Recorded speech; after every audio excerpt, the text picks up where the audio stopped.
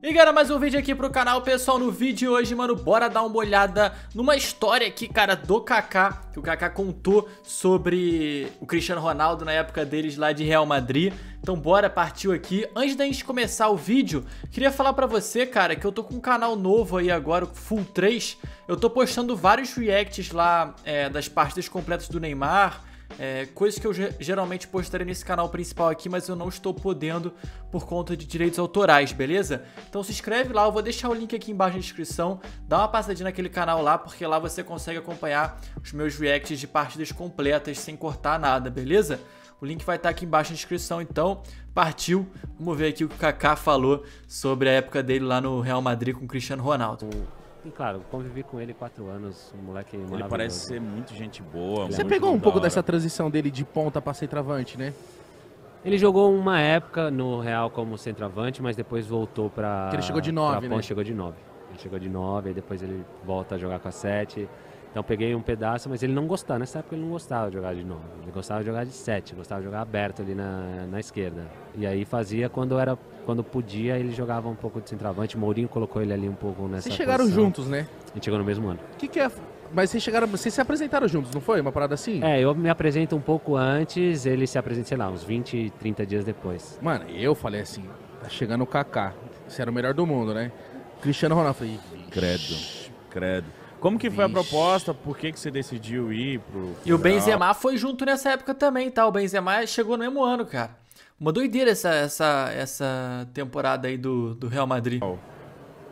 Mano, o Milan tinha uma política de não vender jogador. Assim, o Milan não vendia jogador. Essa era uma política do clube e eles... o Maldini tá lá ainda? Tá lá. Você tem uma ideia de como que é. E aí, o Milan... o Shevchenko decide sair em 2000 e... A gente foi campeão em 2007, no mercado de 2006. Ele fala que queria ir pro Chelsea e o Milan fala assim, ó, a gente não vende nossos jogadores, você vai publicamente declarar que você não quer mais jogar no Milan. Ele vai, chama uma coletiva e fala que não quer mais jogar no Milan e vai vendido pro Chelsea. Pressão da porra. Pressão violenta, mano. E o que acontece comigo? Em 2009, chega uma proposta do Manchester City. Na época o Manchester City estava nesse projeto de começar, o Sheik tinha acabado de comprar e eles fazem uma proposta pro Milan na época de 120 milhões de libras. Nossa senhora! Mano, dá pra fazer churrasco, hein, mano? Meu Deus! Na hora que bateu isso lá no Milan, eles chamaram... Caraca, isso aqui é uma loucura, pessoal. 120 milhões de libras naquela época, 2010. Que isso, rapaziada? O meu pai é meu empresário na época, né? E falaram, olha, vocês sabem que o Milan tem a política de não vender jogador, mas, cara... Tá coçando também. Chegou uma proposta aqui que... Irrecusável. Então, se o Kaká topar, a gente venderia nesse valor aqui. E aí esse processo, pra mim, acho que a época também não foi muito legal. Foi em janeiro, chegou essa proposta no meio do campeonato.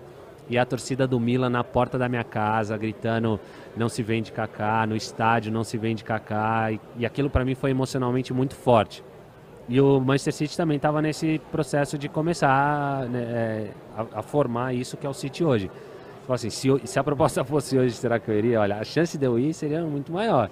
Porque o time hoje do City já é muito mais estruturado. Mas assim, o meu não foi muito legal também, porque criou um vínculo com o Milan muito forte. E aí eu falei, olha, não quero sair, não acho que é o momento de eu sair do Milan. E aí fico mais 6 meses. E aí, na minha cabeça foi assim, cara, o Milan nunca vendeu um jogador. Tá abrindo essa porta, então não sei se faz mais muito sentido eu ficar aqui. E aí se eu saísse do Milan, eu gostaria de jogar no Real Madrid. E aí declarei isso, né, e aí o Real Madrid veio com uma proposta. O presidente do Real Madrid, Florentino, na época, né, que ainda é, muito amigo do presidente do Milan, que era o Galliani, entraram num acordo lá e falaram, vou fazer uma proposta e Também era bacana. Foram, na época, 67 milhões de euros. Na época, era a terceira maior negociação. Caraca, metade do que o Manchester City pediu, mano. Mano, que loucura isso, né? Isso é muita loucura. Metade do que o Manchester City ofereceu, né? Né?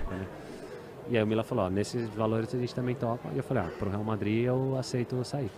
E aí foi quando eu decidi, E aí foi em junho, tava disputando eliminatórias com a seleção, já tava fora daquele ambiente do Milan lá também. Então, emocionalmente, a decisão acabou sendo um pouco mais tranquila. E aí vou fazer a minha aventura no Real, 4 anos.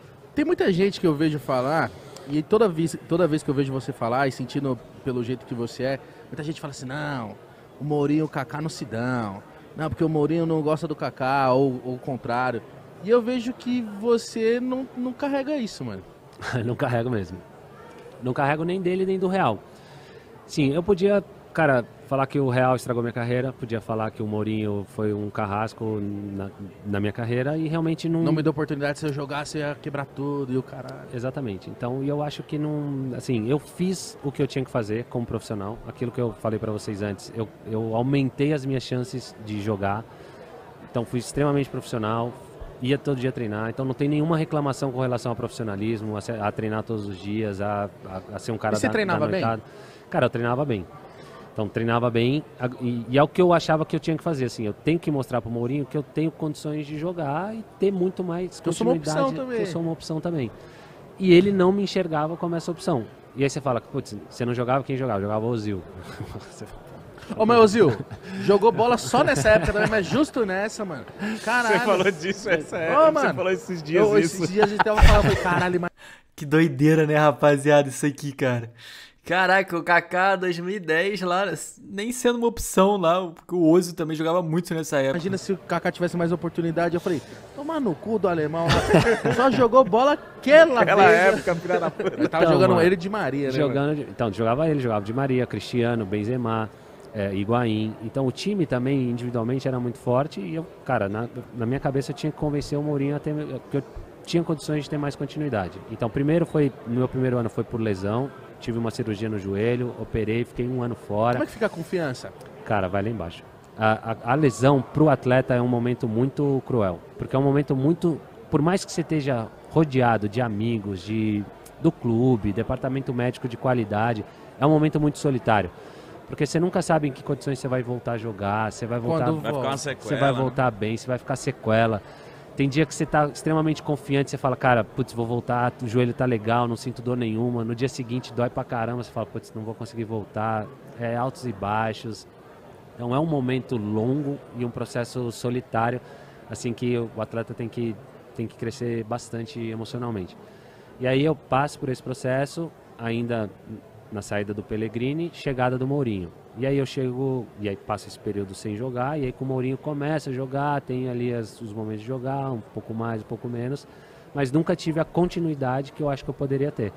E assim, na saída dele, ele até, a declaração dele, né? Ele conversava com você? Cara, a gente conversava numa boa. E o legal, assim, que era super sincero, assim, ele não convocava ou não me colocava pra jogar, eu ia lá, reclamava, falava pra ele, mas sempre muito correto. Eu não imagino você reclamando. Mano, era muito correto, assim, cara, ele falou, cara, eu tenho outras escolhas e fiz outras escolhas. Eu falava, cara, eu acho que eu tenho que jogar e acho que eu tenho condições de jogar. E vou continuar treinando e, sim, se você tá fazendo isso pra que eu tenha um comportamento ruim e você justifique isso, esquece. Porque você vai fazer isso, eu vou treinar pra caramba e isso você não vai falar. E aí, um reconhecimento pra mim que é muito legal, foi agora, antes da pandemia, em março de 2020, o Real Madrid fez um jogo de Legends e me convidou. Você nem esperava, né? Mano, de jeito nenhum. No começo, eu até falei pra eles, cara, se vocês considerarem eu como uma lenda, né, do futebol que jogou no Real Madrid, ok. Agora, uma lenda do Real Madrid, um Legends do clube, faz muito sentido. Aí eles falam, cara, a gente considera você um Legends do clube, por isso que você está falando, por ter sido um Legends do futebol internacional, mas pelo que você representou para o clube nessa questão do profissionalismo. Você passou os 4 anos, você nunca falou mal do treinador, você nunca falou mal do clube, você sempre acabou saindo pelas portas da frente, você tem extremo respeito, né, do torcedor do Real Madrid, muito íntegro, do presidente. Mano. Cara, para mim foi muito legal ter esse reconhecimento e eu aceitei. Infelizmente não teve o jogo. Mas, assim, pra mim foi muito legal ter esse reconhecimento, porque... Mano, que da hora que essas histórias do Kaká no Real Madrid, né? É um período meio conturbado aí da carreira do Kaká, que a gente fica meio sem saber muito bem o que aconteceu lá, né? Como é que era o relacionamento dele com o Mourinho, com o Cristiano Ronaldo, né? E, pô, ele conviveu diretamente com todo mundo ali, né, cara? E Lesão é uma desgraça, né, pessoal? O ruim é que a gente que não é atleta profissional, é difícil pra gente entender como que é um período de recuperação de lesão, né? Desvincula um pouco daquele sucesso que todo mundo espera, né? De resultado, de gols, de conquista, de título. Então, tive títulos no Real, fiz meus gols lá, mas muito longe daquilo que eu fiz na minha carreira. Mas né? Nessa época, o jornalismo aqui ficava muito em cima. Cara, o Kaká não joga porque tá pegando o pé dele, deixa o menino jogar. E nesse tempo ali no primeiro, segundo ano, você não pensou em sair, em jogar em outro time? Veio propostas? Então, tem gente que acha que eu sou teimoso, né? Assim, mas por isso que eu tô te perguntando, que a galera na época ficava falando isso. Mano, sai então, se não deixa jogar, vai um monte de time queria você. Então, e tem cara que, assim, passou um ano no Real, não deu certo, assim, não conseguiu e já saiu, ou voltou pro seu clube. Assim, muita gente passou ali. São Paulo queria muito. E eu, assim, é que na minha cabeça eu era muito perseverante, assim, cara, eu vou dar certo aqui nesse lugar. Mano, eu vou dar certo, eu não vim pra cá pra ter esses resultados, eu vou dar certo, eu vou continuar lutando até o fim. Quando foi o Basta? O Basta foi depois no meu quarto ano já, né, na 2013 pra 14. O Basta é quando chega o Ancelotti, sai Mourinho, chega Ancelotti, eu falei, cara, agora é minha chance, o cara que me conhece vai me dar confiança pra jogar e eu vou ter a continuidade que eu gostaria de ter aqui pra jogar. E aí chega o Ancelotti, ele começa a me colocar para jogar, começa a ter mais oportunidades durante a pré-temporada. E aí tem um dia que o Ancelotti também nota 10, assim, sempre um cara muito correto e foi o treinador que eu tive a melhor performance na minha carreira, né? E aí ele chega para mim e fala assim, preciso conversar com você. Eu falei, pois não, professor.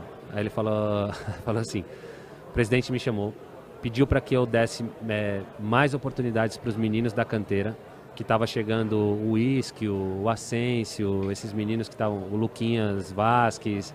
Ele pediu para que eu desse mais tempo para esses meninos e ele vai trazer o Bale. Nessa confusão aí do mercado, ele vai trazer o Bale e, assim, você vai ter menos oportunidade para jogar esse ano. Nossa. Aí, Ele cara, tá meio que falando assim, Kaká, vai ver outro lugar, exatamente. Né? Aí ele falou isso e falou assim, cara, se você tem, assim, sonho de jogar a Copa no seu país, vai buscar um lugar para ter continuidade. Então, Basta para mim foi ali, que foi muito legal, porque é de um treinador que eu tinha extremamente confiança e respeito, que me falou assim, cara... Ele foi real. Ele foi real. Se você quiser ficar, você tem mais 2 anos de contrato, fica aí, senta no contrato e balde, fica, cara. Mano. Mas para mim também foi muito legal, porque foi o balde que eu precisava para, assim, fiz o que eu pude. Fiz o que eu pude, fui até onde eu pude, não vou ter a consciência pesada de falar assim, putz, podia ter ficado mais. Vou dormir tranquilo, fiz o que eu pude ali para tentar dar certo, dei certo dessa outra forma, da forma de ser profissional, de ser íntegro, de ser correto, e agora vou para outra parada. Agora preciso de um lugar. É isso, rapaziada. Sensacional aqui a história do Kaká no Real Madrid. Sensacional, assim, por um lado, né? Porque a gente viu aqui, né? Como a gente viu, ele deu certo de uma maneira profissional, né? Como ele mesmo disse aqui, acabou de dizer. Não na maneira que ele gostaria, né? A maneira dentro de campo, com jogadas espetaculares, com lances fantásticos. Acontece, né, pessoal? Acontece aqui. Mas é legal ver esse lado do Kaká profissional, um cara super correto, um maluco super honesto ali, né? E, enfim, eu curti muito aqui ver esse corte. Espero que vocês tenham curtido aí também, ele falando lá do Cristiano Ronaldo, né? Imagina só, cara, o time do Real Madrid lá, igual ele falou, com Ozil, Di Maria, Cristiano Ronaldo, Benzema, Higuaín nessa época tava jogando bem também. Já tinha alguns jogadores ali lendários no clube, né? E, enfim, curti demais aqui ver esse corte, essas histórias aí são muito legais. Espero que vocês tenham curtido também. Como eu disse, não esquece de se inscrever no meu canal novo lá, o Full 3. Eu vou deixar o link aqui embaixo na descrição para você ver reacts completos aí de partidas completas. Fechou? Tamo junto então, rapaziada. Um forte abraço, valeu e até o próximo.